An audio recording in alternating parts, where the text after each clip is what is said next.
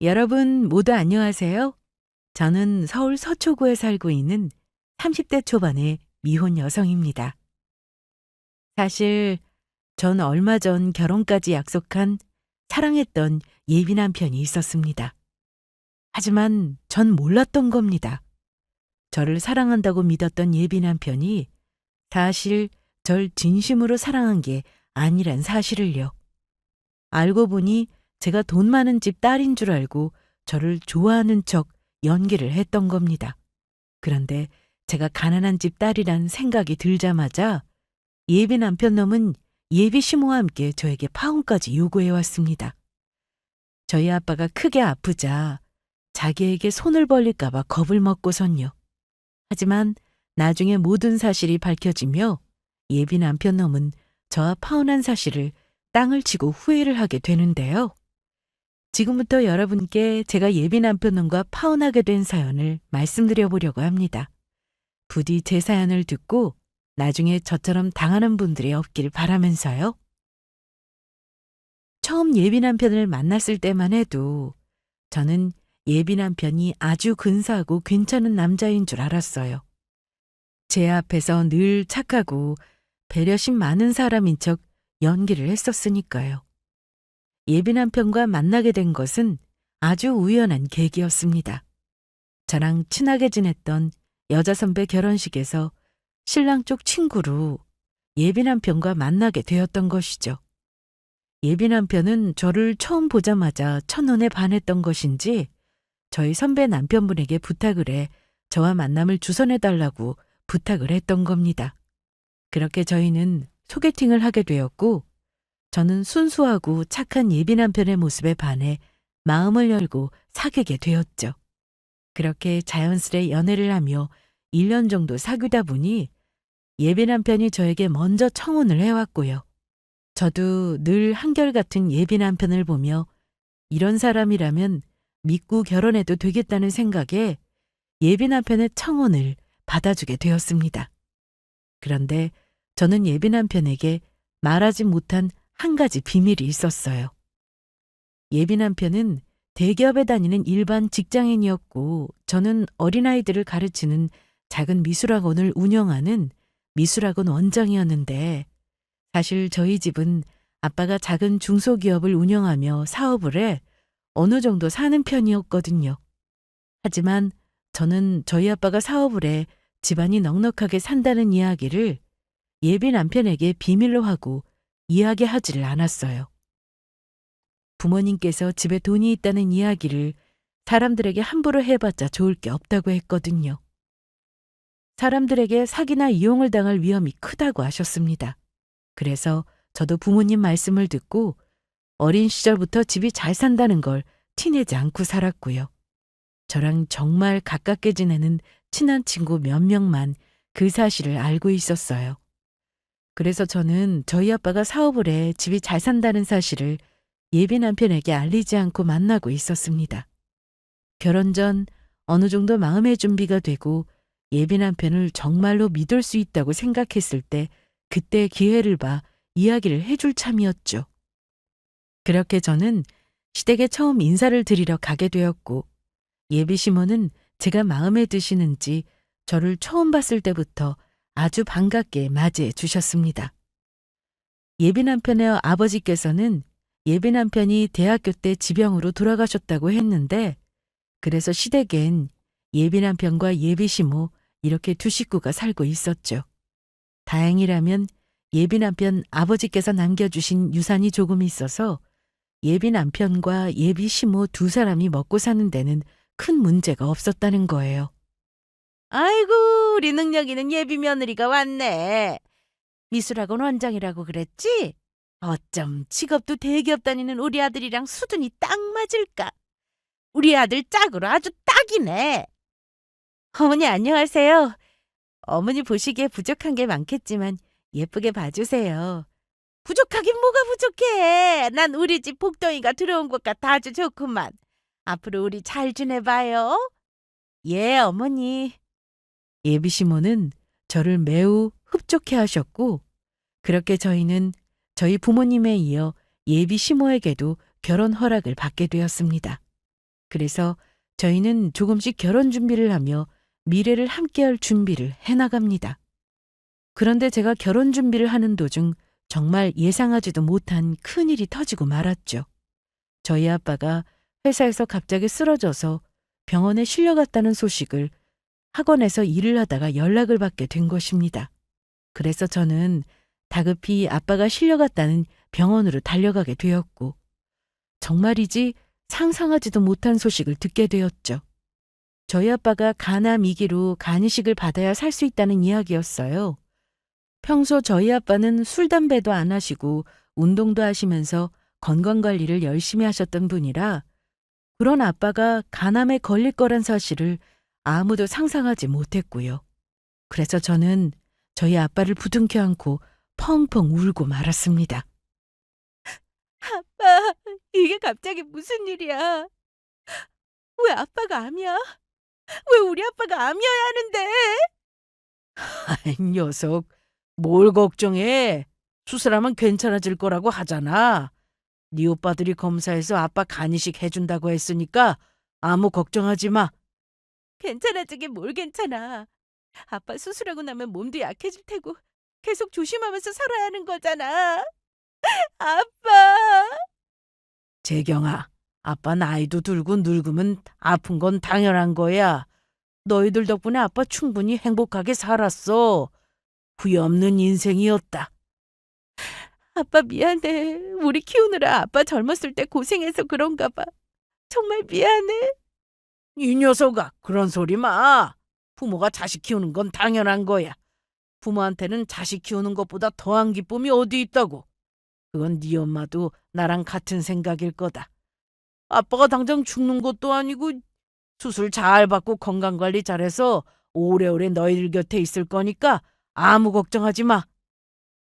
아빠, 꼭 우리 곁에서 오래오래 사셔야 해? 나 두고 어디 가면 안 돼? 그래, 알았다. 내가 너희들 두고 어디 가겠냐?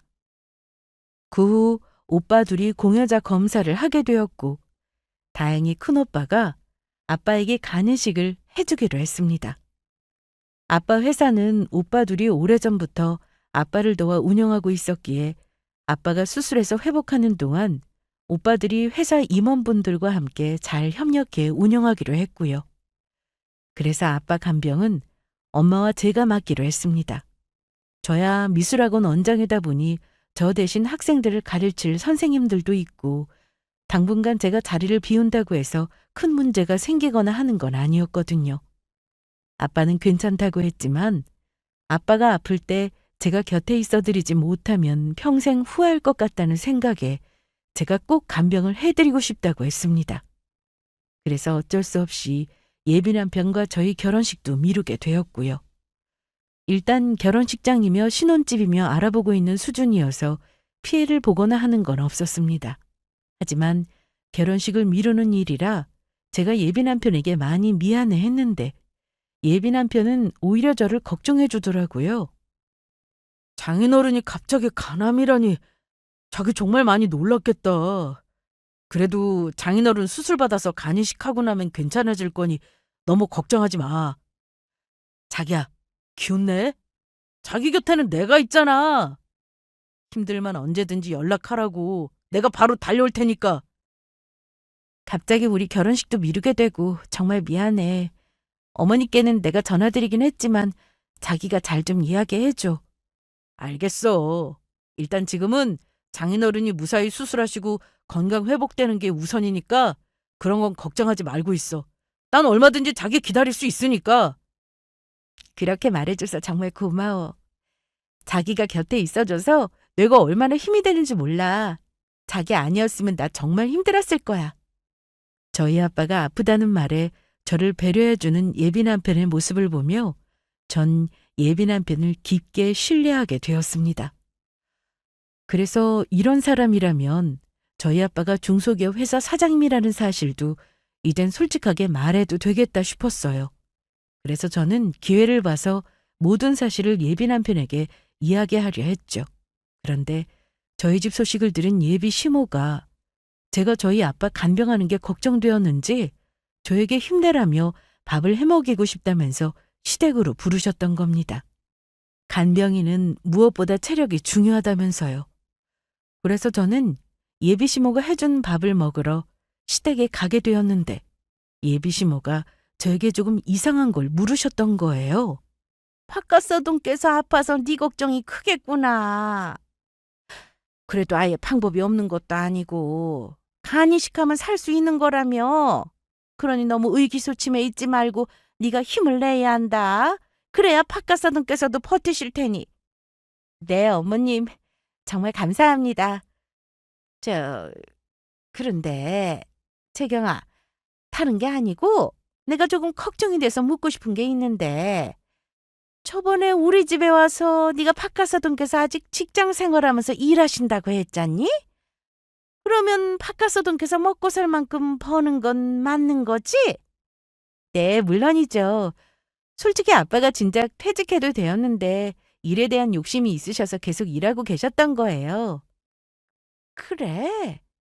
그렇다면 다행이고 나는 바깥사돈께서 아직 일하신다고 해서 혹시 일을 안 하면 너희 집 형편이 어려운 건가 싶어서 물어봤다.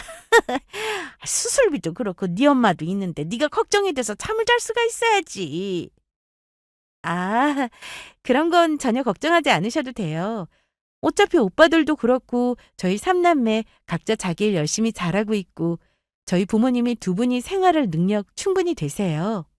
그렇지? 우리 예비 며느리 침 못 살면 안 되지. 그러면 내 자존심이 허락을 못 할 테니까. 네가 그렇게 말해주니 내 마음이 아주 편해졌다. 그건 그렇고 내가 넣어주려고 뭐 산 게 있는데 마음에 들었으면 좋겠구나. 저 주시려고요? 어머니 뭔데요? 그렇게 말하면서 예비시모가 꺼낸 것은 백화점 옷들이었습니다. 다만 전부 2월 상품으로 세일해서 산 옷들이었지만요. 우리 아들 옷 사면서 산 건데 이래봬도 이게 백화점에서 파는 아주 비싼 옷들이다. 다 고급인 것들인 거니까 당연히 너도 마음에 들겠지만 잘 입길 바란다. 어머니, 제 것까지 안 사도 되는데 감사히 잘 입겠습니다. 고맙습니다. 예비시모가 저에게 선물한 옷이 비싼 제품들도 아니었고 어른 눈으로 고른 거라 조금 촌스러웠지만 그래도 저를 생각해서 사주셨다는 생각에 그때는 감사한 마음이었어요. 게다가 저희 아빠 이야기도 저는 순수하게 정말로 저희 아빠가 걱정되어 묻는 거로 생각했었죠. 예비시모가 묻는 그 시커먼 의도도 모른 채요. 어느 날인가 예비 남편은 저를 보겠다며 저희 아빠가 입원하신 병원으로 찾아왔었습니다.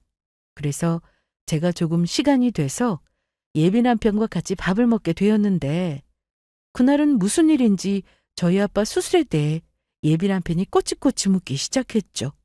정확히는 저희 아빠 수술비에 대한 것이었지만요. 자기야, 그런데 장인어른 수술하고 입원까지 하고 있으려면 병원비가 어느 정도 드는 거야? 설마 돈이 많이 들려나? 일단 우리 아빠 수술비로 대충 3천만 원 정도 나오긴 했어. 그리고 또 아빠 수술하고 나서 지금까지 입원하고 치료하는 비용 생각하면 그것도 한 1,000만 원 이상 잡고 있어. 그 후 작게 들어가는 것들도 있고 거기다가 아빠 병원 퇴원하고 요양병원 가서 지내려면 아무도 돈이 더 들어갈 거야. 뭐? 그렇게나 많이? 그러면 거의 집에 있는 재산 전부 거덜나는 거 아니야? 자기야, 혹시나 해서 묻는 건데 장인어른 당연히 보험 들으셨겠지? 뭘 그런 거로 집에 있는 전 재산이 거덜이나. 그것보다 우리 아빠 살리는 게 더 중요하지. 그리고 우리 아빠도 그렇지만 엄마도 보험 안 들었어. 보험을 안 드셨다고? 아니, 그러면 앞으로 어떻게 하려고? 자기야, 걱정하지 마. 우리 집 아빠 수술비랑 병원비 감당할 능력 충분히 되니까.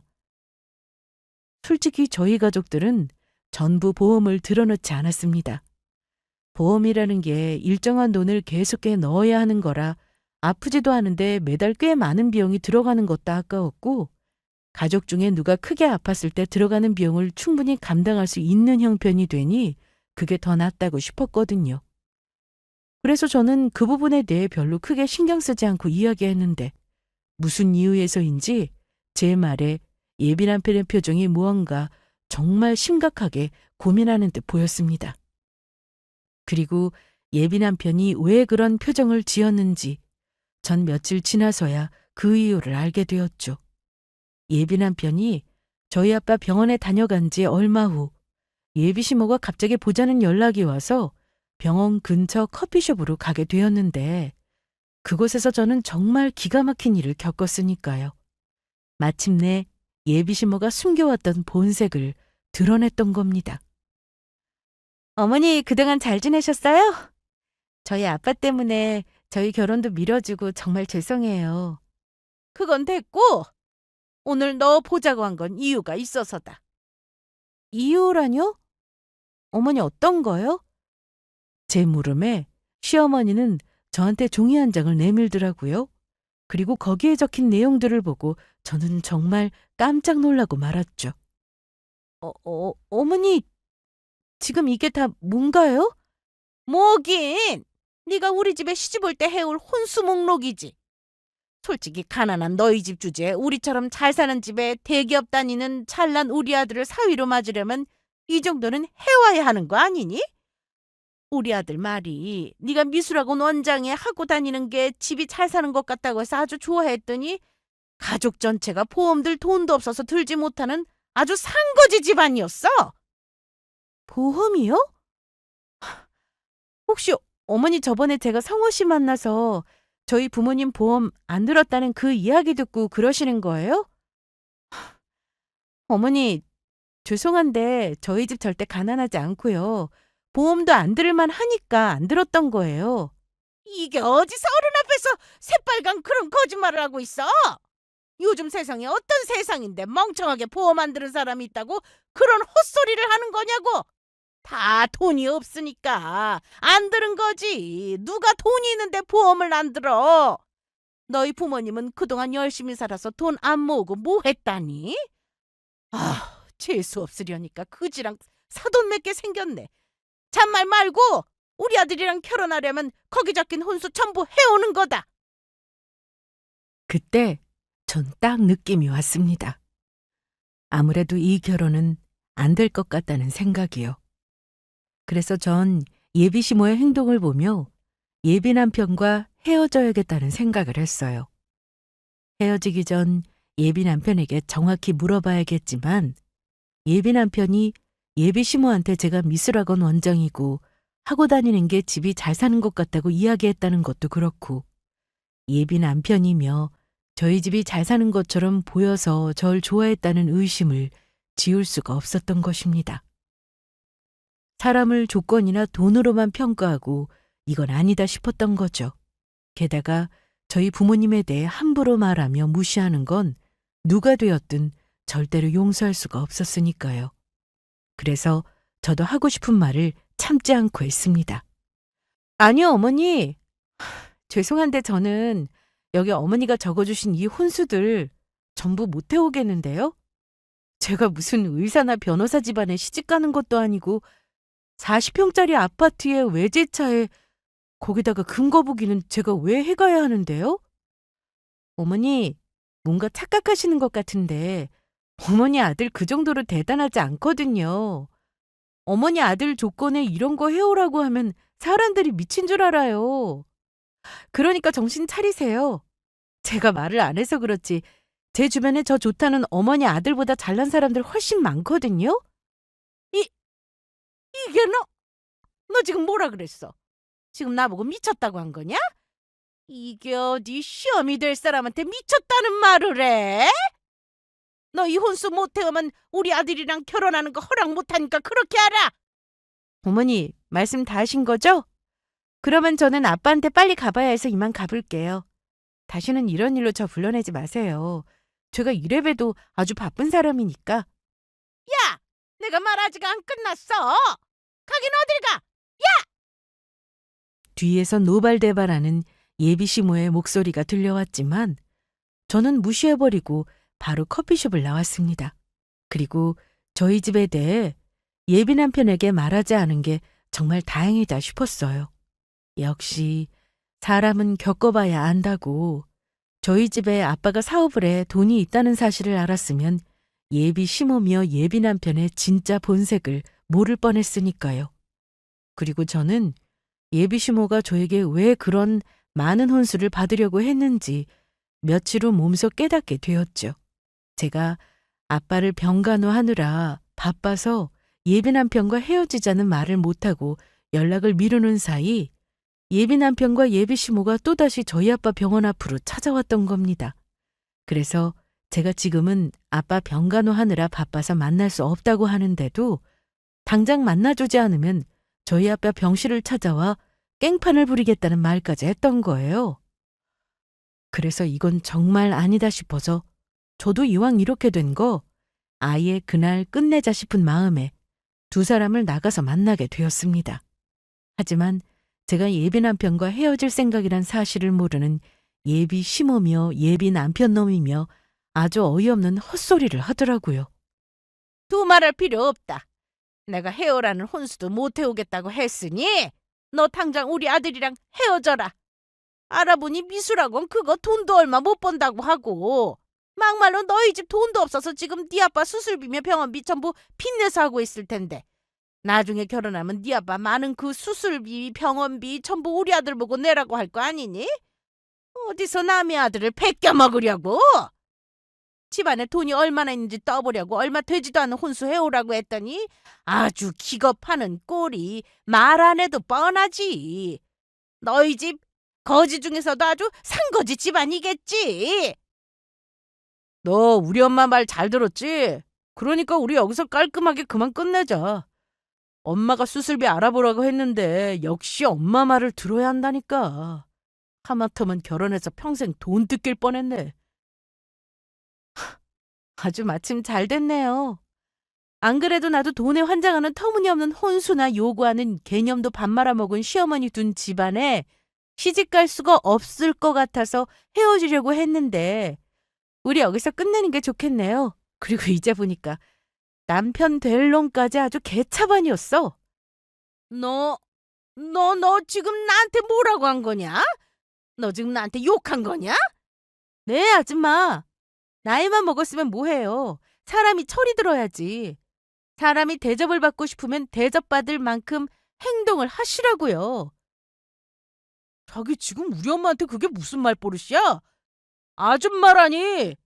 누구 보고 아줌마라고 하는 거냐고. 그리고 지금 나보고 개차반이라고 한 거야? 그래, 개차반이라고 했다, 이 추잡한 찌질한 놈아. 그리고 네가 무슨 우리 집에 돈을 뜯기긴 뭘 뜯겨. 네가 버는 그 쥐꼬리만한 돈, 뜯길 만한 돈이긴 하니? 너희 집 재산 다 합쳐도 우리 집 재산 3발의 피도 안 돼. 그리고 뭘 모르나 본데. 너랑 나랑 끝난 거면 네 엄마가 나랑 남인데 아줌마를 아줌마라고 부르지 그러면 뭐라고 부르는데? 나야말로 너 같은 놈, 내 인생에서 영원히 아웃이니까 다시는 보지 말자. 그동안 너 때문에 허비한 내 시간이 아깝다. 아이고구 저런 걸 우리 집안 며느리를 둘 뻔했으니 어우 내 뒷목이야. 아이고 내 뒷목. 엄마 괜찮아? 병원이라도 가볼까? 제 말에 예비 시모는 제대로 충격을 받았는지 뒷목을 잡고 아주 난리가 났었습니다. 하지만 이미 끝난 사이고 저는 바로 커피숍을 나와버렸죠. 그렇게 저는 예비 남편놈과 파혼을 하게 되었어요. 하지만 예비 남편놈과 예비 시모는 저와 끝난 사이임에도 정신을 못 차리고 끝까지 아주 치사하게 나왔습니다. 예비 남편놈이 저와 파혼한 지 얼마 안 돼 저에게 연락을 해서는 헛소리를 했던 겁니다. 내가 가만히 생각해봤는데 아무리 생각해도 너무 억울해서 말이야. 내가 너 만나면서 썼던 돈들 당장 돌려줘. 솔직히 너 만나면서 썼던 돈들도 네가 잘 사는 집 딸인 줄 알고 전부 투자했던 건데 네가 나를 속여서 그만을 헛돈 쓰게 한 거잖아. 내가 그동안 너 때문에 들어갔던 돈들 계산해놨으니까 그렇게 알고. 그리고 우리 엄마가 그러는데 너 사줬던 선물들도 전부 돌려달래. 뭐 이런 그지 같은 인간들이 다 있어. 치사하게 누가 헤어졌다고 그동안 썼던 데이트 비용이랑 선물을 달라고 하냐? 너 정말 생각이란 게 있긴 한 거냐? 돈 안 돌려주기만 해봐. 내가 이번엔 정말로 너희 아빠 찾아가서 확 깽판을 쳐버릴 테니까. 예비 남편 말에 저는 안 되겠다 싶었습니다. 자신이 잘못한 것도 모른 채 이미 끝난 사이에 끝까지 절 괴롭히는 모습에 제대로 혼쭐을 좀 내주자 싶었죠. 그래서 이야기했죠. 그래야 알겠어. 네가 나한테 썼다는 그 데이트 비용 전부 돌려줄게. 어디서 만날까? 진작 그렇게 나왔어야지. 그러면 약속 장소로 문자로 보내줄 테니까 거기서 보자고. 예비 남편이 저와 약속한 장소는 저와 헤어질 때 만났던 커피숍이었어요. 그래서 약속 시간에 맞춰 커피숍에 가게 되었고, 예비 남편 놈은 저를 보자마자 그동안 저를 만나면서 썼던 내역들을 보여주더라고요. 내가 이거 정리하느라고 며칠 동안 얼마나 고생했는지 알아? 너한테 돈 돌려받으려고 내가 너한테 썼던 것들 일일이 카드 내역 확인하면서 정리하느라고 장난 아니었다고. 그러니까 여기 적혀있는 돈 되도록 이번 달 안으로 나한테 보내줬으면 좋겠어. 저기 그런데 말이야. 너도 알고 있지? 너 만나면서 너만 돈 쓴 거 아니라는 거? 내가 알기로는 항상 데이트할 때마다 내가 너보다 돈을 더 많이 썼던 것 같아. 그래서 나도 너 만나면서 썼던 비용들 정리해봤는데 지금 비교해보니까 너야말로 내가 썼던 돈들 돌려줘야겠어.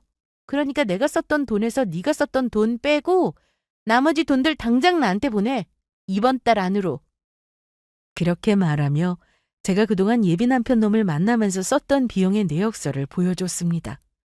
예비 남편 놈은 설마 제가 예비 남편 놈을 만나면서 썼던 돈을 전부 기억할까 싶어 추졸한 방법으로 자신이 썼던 데이트 비용들을 저에게 뜯어내려고 했던 것 같았지만 어림도 없었죠. 저는 예전부터 부모님께 배운 게 있어서 매일 쓴 돈에 대해 핸드폰에 가계부를 써 기록을 해두고 있었거든요. 그런데 예비 남편 놈은 그것도 모르고 저와 헤어지자마자 돈을 뜯어내려고 했던 겁니다. 그것도 아주 치사하게 말이에요. 예비 남편 놈은 자기보다 많이 쓴 제 데이트 비용이 적힌 목록을 보더니 당황해서 어쩔 줄 몰라 했어요. 그러더니 갑자기 발뺌을 하려 했죠. 자기 나 만나면서 이렇게까지 돈을 많이 쓴 줄은 몰랐네. 저기 그래서 하는 말인데 우리 이왕 이렇게 헤어지기로 한 마당에 서로 돈 주고받지 말고 깔끔하게 끝내는 건 어때? 이미 헤어진 마당에 이러는 거 너무 구질구질하잖아. 그렇게는 못하겠는데? 그동안 만나면서 썼던 데이트 비용 달라고 먼저 구질구질하게 군 게 누군데 이제 와서 헛소리야? 너 내가 한 말에 분명히 책임져. 네가 데이트 비용 먼저 이야기했으니까 네가 나한테 쓴 비용 빼고 내가 너한테 쓴 돈들 당장 돌려달라고. 안 그랬다가는 네가 나한테 데이트 비용 먼저 내놓으라고 했던 거 경찰에 확 협박죄로 신고해버릴 테니까. 그리고 니네 엄마가 나한테 선물로 줬던 것들 돌려달라고 했냐? 오냐? 지금 당장 돌려주마. 이거나 처먹어라. 그렇게 말하며 저는 예비 시모가 저에게 선물해줬던 옷이며 신발이며 전부 예비 남편 머리 위에 쏟아부어 버렸죠. 그리고 한마디 해줬습니다. 남은 부모님 아파서 걱정돼 죽겠는데 고작 이런 일로 사람을 괴롭히냐? 그깟 데이트 비용 얼마나 든다고 이 난리인데? 네가 그러고도 사람이야? 그리고 너희 엄마도 세일할 때 산 싸구려 옷들 사준 거였으면서 아주 꼴값이 풍년이다. 나한테 또 한 번 이랬다가는 정말로 가만히 안 있을 테니까 너 내 말 명심하는 게 좋을 거야. 그리고 네가 뭔가 착각하나 본데 우리 이미 끝난 지 오래거든? 다시 한번 쓸데없는 일로 연락하기만 해봐. 그때는 내가 너 협박지 말고 스토킹으로 확 신고해버릴 테니까. 정말로 예비 남편 놈이 저에게 했던 행동을 협박죄로 신고할 수 있는지 모르겠지만 예비 남편 놈은 제 말에 겁을 먹었는지 얼마 지나지 않아 데이트 비용을 제 통장으로 보내주었습니다. 그래서 전 돈을 돌려받은 후 바로 예비 남편과 예비 시모의 전화를 차단해 버렸죠. 그리고 비슷한 시기 간이식 수술을 받고 요양병원에서 지냈던 저희 아빠도 몸이 잘 회복되어 퇴원하여 집으로 돌아오시게 되었고요. 물론 계속 병원에 다니며 나머지 치료를 받아야 하겠지만 앞으로는 잘 관리하면서 건강해질 일만 남게 된 것이죠. 그런데 원수는 외나무다리에서 만난다고 예비 남편 놈과 예비 시모를 아주 뜻밖의 장소에서 만나게 되었습니다. 평소 아빠가 좋아하는 한정식집이 있었는데 퇴원하시고 거기 음식을 꼭 드시러 가고 싶다고 하셨거든요. 그래서 아빠가 병원에 퇴원하고 몇 달 뒤에 건강이 어느 정도 회복되어서 가족들과 함께 모시고 가게 되었는데 그곳에서 두 원수들을 만나게 되었던 거예요. 바로 예비 시모며 예비 남편 말이에요. 두 사람은 저를 보자마자 비웃으며 시비 걸기에 바빴습니다. 네가 무슨 일이냐 여기는? 설마 너희 형편에 이 비싼 곳에서 밥이라도 먹으러 온 거냐? 엄마, 식당에서 나오는 거 보면 몰라? 밥 사 먹으려고 들어왔다가 너무 비싸서 못 사 먹고 나오는 길 같은데? 그런데 재경아, 너 그거 알아? 나 새로 만나는 여자 생겼다? 그것도 너랑은 아주 다르게 잘 나가는 제약회사 팀장에 집도 아주 잘 살아. 여자친구 아빠가 초등학교 교장 선생님이셨어. 그래서 지금 여자친구 데리고 여기 식당에 밥 먹으러 온 거야. 여기가 아주 유명한 한정식집이라고 해서 내가 사주려고 데려왔지. 어때? 약오르지? 배 아파 죽겠지? 약이 오르긴 뭐가 약올라? 그리고 이깟 식당 밥값이 얼마나 한다고. 뭘 모르나 본데 여기 우리 가족들 자주 오는 단골 식당이야. 무슨 말도 안 되는 소리야. 너희 집 가난한 집에서 어떻게 여기 비싼 한정식집이 단골 식당이라고 하는 건데. 나도 마음 잡고 여자친구 사주려고 왔다고. 그런데 그때 아주 예상치도 못한 일이 발생하고 맙니다. 예비 남편 놈의 여자친구가 오더니 저희 아빠를 보자마자 깜짝 놀라며 불이 나게 달려와 인사를 했던 겁니다. 사장님, 여기까지는 무슨 일이신지 전무님이랑 실장님도 모두 와 계셨네요. 수술하셨다고 들었는데 잘 되신 건가요? 그런데 성호 씨는 우리 사장님 따님은 어떻게 알고 이야기하고 있었던 거야? 윤주야, 사장님 따님이라니? 그게 무슨 소리야? 무슨 소리냐니. 여기 계신 분이 우리 회사 사장님이고 옆에 계신 젊은 여성분은 우리 사장님의 하나밖에 없는 따님이셔. 그러면 재경이 너가 가난한 집 딸이 아니고 잘 나가는 제약회사 사장님 딸이었다는 소리야? 그래, 그걸 이제 알았냐? 그리고 네 놈이 우리 아빠 아프다고 했을 때 우리 아빠 진심으로 걱정하면서 곁에 있어줬으면 모두 사실대로 이야기해 줄 생각이었어. 그런데 넌 우리 아빠 아프다는 말에 내가 너한테 우리 아빠 수술비 달라고 돈 뜯어낼까 봐 그 걱정만 했었지? 우리 집 가난한 줄 알고 바로 파혼하자고 하고 우리 집 돈 보고 접근하는 인간들 있을까 봐 말하지 않고 살았다. 바로 너 같은 놈 때문에. 아들, 그러면은 우리가 지금 제약회사 사장님 딸을 눈앞에서 놓쳤다는 거냐? 우리가 돈 많은 부잣집 며느리를 뻥 차버린 거냐고? 엄마, 아무래도 그런가 봐. 진작 알았으면 재경이랑 헤어지지 않고 계속 잘해줬을 텐데 아까워서 어떡해. 어떻게 하긴. 지금이라도 재경이 다시 잡아야지. 예비 시모는 그렇게 말하며 저희 부모님 눈치를 보더니 저희 아빠에게 말하더군요. 저기 사돈, 지금까지 있었던 섭섭한 일은 잊어버리고 우리 아들이랑 재경이 다시 시작하게 하시는 게 어떻겠습니까? 솔직히 어딜 가도 우리 아들처럼 괜찮은 신랑감 구하기 어려울 텐데요. 이게 무슨 자다가 봉창 두드리는 소리야? 이봐, 정신 나간 여자야. 나이 들어서 미치려거든 곱게 미칠 것이지 어디서 헛소리야? 당신 아들이 잘나긴 뭐가 잘나? 우리 딸이 좋아하니까 우리 집이랑 차이 많이 나도 부족해도 봐준 거지. 대기업 다닌다고 해도 말단 사온 주제에 언강샘심 우리 귀한 딸이 가당키나 알 것 같아? 이미 우리 딸 돈 보고 그랬던 걸 내가 뻔히 아는데 미쳤다고 우리 딸을 너희 같은 개차반 같은 집안에 줄 것 같으냐고? 그러자 예비 남편 놈이며 예비 시모까지 저희 아빠에게 매달리기 시작했습니다. 장인어른, 제가 잘못했습니다. 제가 주제도 모르고 재경이한테 함부로 군 것도 모자라 차버렸습니다. 앞으로는 제가 정말 재경이한테 잘할 테니까 한 번만 기회를 주시면 안 될까요? 장인어른 간 필요하시면 제 간이라도 드릴게요. 그렇습니다, 사돈.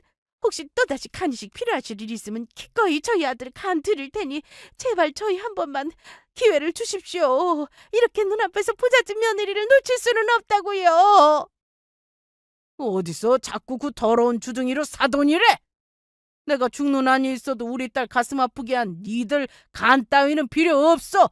그리고 이미 우리 첫째 아들이 간 줘서 아주 건강해졌다고. 너희 두 인간은 우리 딸 인생에서 영원히 아웃이야. 아이, 안 돼. 나도 제약회사 사장 사위 소리 들으면서 떵떵거리며 살 수 있었는데 내 복을 내가 찾네. 아이고, 배야. 아이고, 억울해. 내 부자 며느리 돌려내. 내 부자 며느리 돌려내라고. 예비 남편놈과 예비 시모의 행동에 황당해하며 지켜보고 있던 예비 남편놈의 여자친구가 화가 나 이야기했습니다. 성호 씨, 그게 다 무슨 말이야? 그리고 지금 나 있는 앞에서 누구 보고 잘해보자고 하는 건데 이럴 거면 지금까지 나랑은 왜 만나고 청혼은 왜 했던 건데? 이 되먹지 못한 놈이 벌써 김 팀장한테 청혼까지 했던 건가? 김 팀장, 이건 어디까지나 자네 위해서 하는 말인데 더 늦기 전에 이런 쓰레기 같은 인간들이랑은 얼른 정리하게. 사람을 조건이랑 돈으로만 평가하는 이런 집구석에 시집 가봤자 자네만 평생 고생한다고. 김 팀장 남자친구 우리 딸이 돈 잘 버는 잘 사는 집 딸인 줄 알고 결혼까지 약속했다가 내가 간암 걸리고 보험까지 안 들었다고 하니까 어떻게 했는 줄 아나? 우리 딸이 못 사는 집 딸인 줄 알고 쥐들한테 내 병원비 도와달라고 할까봐 깽판이랑 깽판은 전부 부리고 지들 멋대로 결혼까지 없고 파혼까지 한 인간들이야. 그도 모자라. 저놈은 우리 딸한테 그동안 만나면서 썼던 데이트 비용까지 뱉어내라고 협박했던 놈이고 그 옆에 정신 나간 늙은 여자는 지가 먼저 우리 딸이 사달라 하지도 않은 옷을 사줘놓고 나중에 지 아들놈이랑 헤어지고 나니 전부 돌려달라고 한 아주 파렴치하고 저질스러운 것이라고. 그것도 백화점에서 싸구려 세일하는 옷들 다 사주면서. 김 팀장, 자네도 당하기 전에 얼른 도망가라고. 예? 정말로 상호 씨가 사장님 따님한테 그런 짓까지 했단 말이에요? 어쩐지 우리 집 재산이 얼마나 되는지 내 연봉이 얼마인지 꼬치꼬치 캐묻더니 내가 좋아서가 아니라 나랑 우리 집 조건 보고 좋아했던 거였네. 거기다가 내가 뻔히 보는 앞에서 사장님 딸이랑 다시 잘해보자는 말이 나와? 뭐 이런 쓰레기 같은 것들이 다 있어. 야, 이 그지 같은 자식아!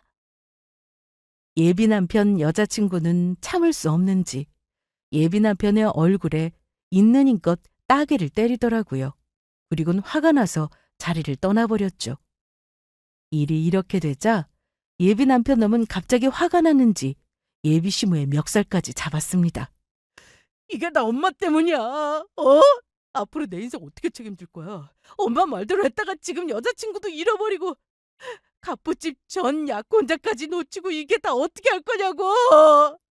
엄마만 아니었어도 잘 살 수 있었는데 엄마가 내 인생 망쳤어. 다 엄마 탓이야. 이거 놓지 못해? 아무리 그래도 어떻게 네 엄마 멱살을 잡아? 난 네 낳아준 엄마라고. 억울한 건 나도 마찬가지란 말이야. 식당 앞에서 망연자실에 주저앉아 있는 예비 남편과 예비 시모를 두고 저희 가족은 한정식집을 나오려고 했습니다. 그런데 떠나려는 저에게 예비 남편이 묻더라고요. 자경아, 잠깐만. 그런데 너희 집 돈 없어서 보험 못 들었던 거 아니었어? 이렇게 잘 살면서 보험은 왜 안 들었던 거야? 솔직히 언제 아플지도 모르는데 앞으로 노후 걱정해야 할 사정이 있는 것도 아니고 부모님이 그래서 돈 아깝다고 들지 않은 거였어. 만약에 나중에 크게 아프게 돼도 보험 안 들어도 충분히 병원비 낼 능력 되니까. 그래서 우리 가족 중에 보험 든 사람 아무도 없고. 이제 알겠니? 우리 엄마는 돈 없어서 보험 안 든 거라고 했는데 결국에는 돈이 많아서 안 들어도 되는 거였네. 엄마 때문에 이게 뭐냐고! 예비 남편은 저희 가족들이 식당을 나오는 내내 예비 시모를 붙잡고 울고불고 아주 난리였죠. 하지만 저는 그렇게 모든 일이 정리되면 모든 게 끝났다고 생각했죠. 바로 그 일이 있기 전까지는 말이에요. 저는 그렇게 예비 남편놈과 아예 인연이 끝났다고 생각했는데 예비 남편놈이 정신을 못 차린 것인지 저희 미술학원 앞에 찾아오는 일이 있었습니다. 제가 퇴근하려고 밖에 나가자 저희 학원 앞에서 기다리고 있던 거죠. 아주 잘 차려입은 모습으로 예비 남편놈은 꽃다발까지 사들고 왔었는데 저를 보더니 꽃다발을 내밀며 이야기하더군요. 재경아, 내가 마지막으로 딱 한 번만 이야기할게. 많이 늦은 거 아는데 우리 정말로 다시 시작해보면 안 될까? 내가 앞으로는 너 공주님처럼 모시면서 네가 하자는 대로 다 할게. 나 아직 너 못 잊고 있었고 넌 영원히 내 마지막 사랑이 될 거야. 정말 내가 하자는 대로 다 할 거야? 그럼 앞으로는 재경이 네가 하는 말이면 뭐든 들어줄 준비가 되어 있다고. 알았어. 그렇게 말하며 저는 예비 남편놈이 주는 꽃을 받아주었습니다. 그러자 예비 남편놈은 아주 신나서 이야기하더라고요. 우와! 나 용서하고 내 마음 받아주는 거야? 그러면 우리 다시 결혼하는 거 맞지? 얼른 우리 날짜 다시 잡자. 부모님 상견례 날짜는 언제 가져올까? 그래서 저는 예비 남편놈에게 받은 꽃다발로 예비 남편놈의 면상을 패버렸습니다. 마지막 사랑 같은 소리하고 자빠졌네. 너 같은 놈이랑 다시 시작하느니 차라리 평생 혼자 늙어 죽겠다. 이 끝까지 구질구질한 자식아. 너 앞으로 내가 하자는 대로 다 하자고 했지? 앞으로는 영원히 나 찾아오지 마. 너 같은 놈은 아주 꼴보기도 싫으니까. 아프다고 그만 때리란 말이야. 그리고 저는 바로 예비 남편놈을 경찰에 신고해버렸습니다. 사실은 예비 남편놈이 저를 못살게 굴며 전화를 했을 때부터 스토킹으로 신고를 했었거든요. 그런데도 정신을 못 차리고 저를 다시 찾아왔던 것이고 결국 예비 남편놈은 벌금까지 내며 아주 혼쭐이 나고 말았습니다. 그 후 예비 남편의 지인에게 듣게 된 소식인데 예비 남편놈은 결국 지금의 여자친구와도 헤어졌다고 합니다. 예비 남편 여자친구도 자기를 사랑해서가 아닌 본인 조건이랑 돈을 보고 만나려고 했던 사람이랑 계속 만나고 싶지 않았던 거죠. 게다가 그 후 예비 남편은 집이 쫄딱 망한 것 같더라고요. 알고 보니 예비 시모가 예비 남편 몰래 빚까지 져서 부동산에 투자를 했었는데 그게 완전히 사기였다고 하더라고요. 하도 주변 사람들에게 돈이 많은 척 자랑하고 다닌 터라 이상한 사기꾼들이 주변에 꼬였던 것 같습니다.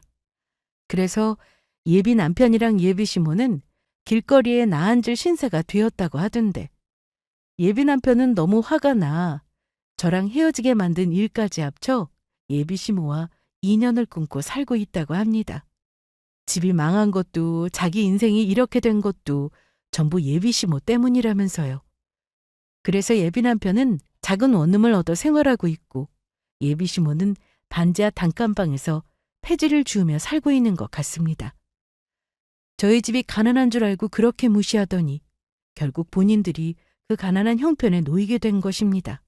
그리고 현재 저희 아빠는 건강을 많이 회복하시면서 잘 지내고 있어요. 물론 회사 사장직에선 물러나게 되었지만 저희 가족들과 행복한 시간을 보내시는 중입니다. 아빠 말로는 여생은 저희 가족들과 함께 행복하게 지내고 싶다고 하시더라고요. 물론 그동안 아빠가 바빠서 일하느라 엄마와 못 해본 것들도 많이 해보고 싶다고 하세요.